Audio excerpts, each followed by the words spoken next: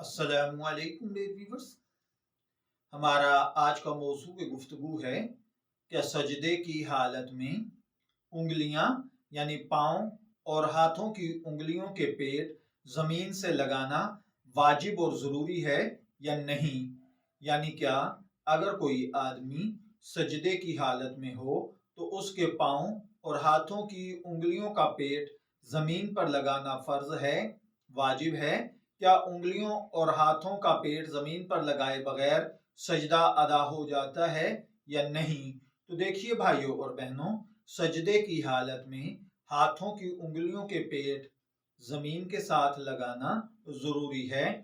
البتہ سجدے کی حالت میں پاؤں کی انگلیوں میں سے اگر ایک انگلی کا کچھ حصہ زمین پر لگ جائے تو فرض ادا ہو جائے گا، اس کے بغیر سجدہ ادا نہیں ہوگا۔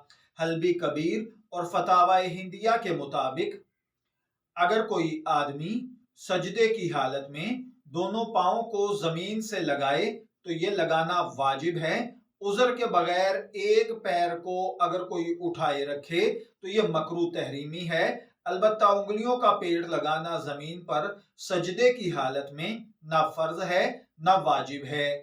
میں دعا گو ہوں اللہ تعالی ہمیں ان باتوں کو سمجھ کر ان کے مطابق عمل کرنے کی توفیق عطا فرمائے۔ شبیر احمد کو اجازت دیجیے، پھر حاضر ہوں گے کسی نئے ٹاپک کے ساتھ۔ تب تک کے لیے اللہ حافظ۔